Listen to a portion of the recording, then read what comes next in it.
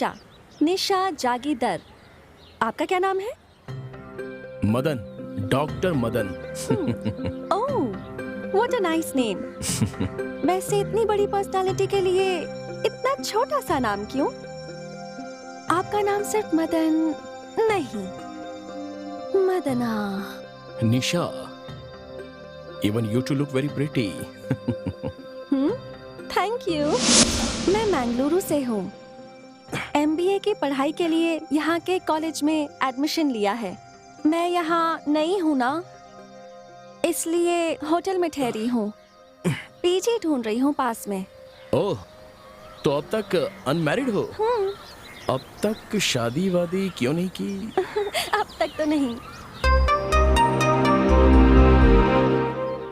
किस सोच में पड़ गए हैं आप? Nothing nothing.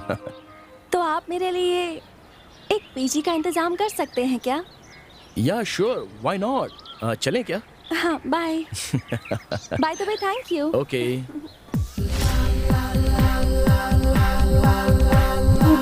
निशा, आप होटल जाओगी तो हमारे घर को क्रॉस करके ही जाना पड़ेगा।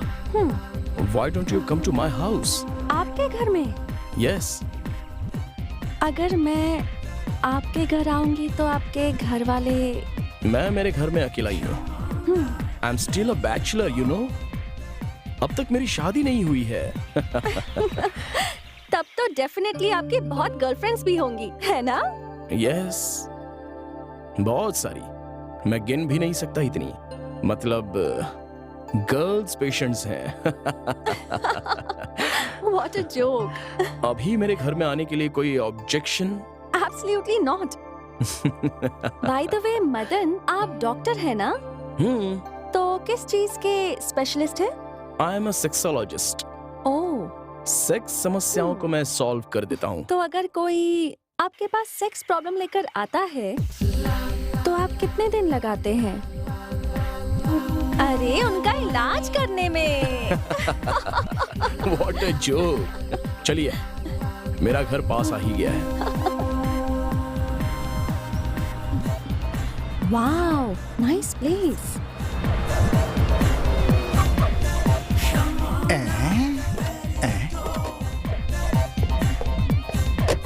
अरे वाह, जय जय भोले शंकर।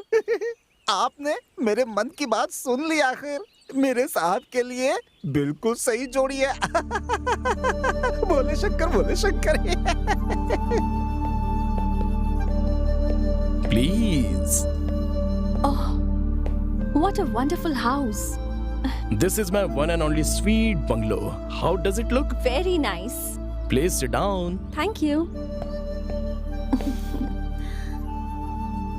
कॉफी चाहिए या कुछ? एक गर्मा गर्म कॉफी हो जाए तो क्या बात हो। पांडे, आया आया आया, कॉफी लेके आया। आया आया आया, कॉफी लेके आया। अरे हमने कुछ कहा भी नहीं और तुम कॉफी लेकर आ गए।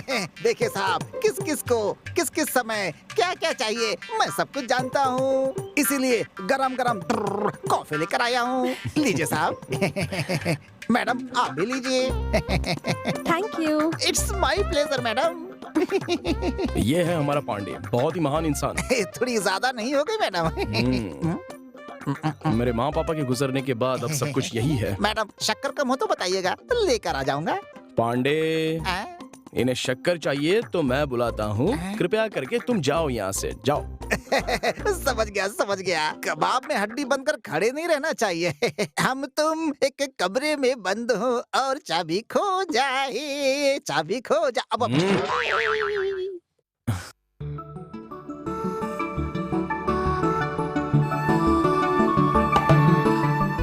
कैसी लगी कॉफी? फाइन। निशा, मेरा एक स्मॉल सजेशन है। वो क्या है? कुछ नहीं, तुम क्यों पीजी के लिए ट्राई कर रही हो? मेरे पास एक आउट हाउस है ना, चाहो तो तुम वहाँ पर रह सकती हो। हाँ ठीक है, sure. Oh Nisha, if you don't mind, मैं 9 बजे क्लिनिक जाऊंगा। पेशेंट्स वहाँ वेट कर रहे होंगे। अगर पांडे आपको घर दिखा देगा तो चलेगा? It's okay. पांडे, आया मालिक। कुछ नहीं, जरा इन्हें आउट हाउस दिखाना है, मैं दिखा दूंगा। हम रात में डिनर साथ में करेंगे। Okay, bye. बाय। मेम साहब, हमारे जो साहब है ना, बहुत अच्छे इंसान है। और इनके पिताजी थे ना, वो भी कुछ छोड़िए, आइए आइए। वो आउट हाउस बंगले के कोने में है। आइए। नमस्ते। नमस्ते मैम। आपका नाम? मेरा नाम नवीन है मैम। एक minute okay sir. Madam. Hello. Sir, हाँ बोलो। एक पेशेंट आए हैं, भेज दो उन्हें? हाँ भेज दो ना। सर, आप ऊपर चले जाइए। Thank you madam. Okay, welcome. जी। नमस्ते सर। नमस्ते, please sit down. Thank you sir. बताइए क्या प्रॉब्लम है आपको? सर मेरी समस्या, मेरी शादी को 1 हफ्ते हुए हैं और कल मेरी सुहागरात थी। कोई प्रॉब्लम हुई थी क्या? सर सुहागरात में जब दूल्हा दुल्हन आपस में संबंध बनाते हैं तो खून निकलना जरूरी होता है, ऐसा लोग कहते हैं। ये सच है हाँ सर? हाँ। लेकिन कल रात को ऐसा कुछ नहीं हुआ सर। तो क्या हुआ? सर वो जब खून निकलता है तभी वो लड़की कुंवारी होती है, नहीं तो पहले कहीं कुछ। तो आप उसे गलत औरत समझने लग गए क्या? हाँ? देखिए इंग्लिश में उसे वर्जिनिटी कहते हाँ। हैं और उस पर आपको शक होने लगा। सही कह रहा हूँ? सही कहा डॉक्टर, इसीलिए मैं आपसे कंसल्ट करने के लिए आया हूँ कि उसने कहीं मेरे से पहले कुछ। एक मिनट, मेरी बात ध्यान से सुनो। बताइए ना सर। देखो नवीन, तुम्हारा शक बिल्कुल सही है, हाँ। लेकिन शादी से पहले लड़कियों के उस हिस्से में कभी दरार नहीं पड़नी चाहिए। अब देखो, सुहागरात में जब वो हिस्सा फटता है तो खून तो निकलता ही है और कोई बात नहीं है। हाँ डॉक्टर साहब, यही तो मैं भी जानता हूँ, लेकिन कल रात ऐसा कुछ नहीं हुआ। परेशान हो गए और शक भी होने लगा है आपको। देखिए ये सारी आम बातें हैं, लेकिन एक बात बताता हूं, इसे आपको समझना पड़ेगा। वो हाइमेन का हिस्सा बहुत ही स्ट्रांग होता है, लेकिन अगर कुछ चोट लग जाए तो हाइमेन फटेगा और खून बहेगा। आजकल के जनरेशन में लड़कियां जंपिंग, स्किपिंग, रनिंग, इन सारी फिजिकल एक्टिविटीज की वजह से उनका हाइमेन अपने आप ही फट जाता है और उन्हें पता भी नहीं चलता। इसलिए आपकी सुहागरात में हाइमेन फटकर खून आना चाहिए, ये सोचना बिल्कुल गलत है। हाँ सर, मेरी वाइफ कथक डांसर है सर। देखिए, आपके सवाल का जवाब आपको मिल गया है। हो सकता है सर। हो सकता है नहीं, यही तो कारण है। आप अपना शक वाला नेचर पहले बंद कीजिए। अच्छी तरह से जान लीजिए कि इस तरह की बातें करना, मिसगाइड करना, गलत रास्ते पर जाना, यह बिल्कुल सही नहीं है। शक बहुत बड़ा रोग होता है, याद रखिए। ठीक है, सही कहा डॉक्टर। वेरी वेरी थैंक्स, आपने मुझे इतनी जानकारी दी। मेरा शक भी खत्म हो गया और मेरी टेंशन भी खत्म हो गई sir. Okay, happy married life, good luck. Thank you sir. नमस्ते सर। ओके।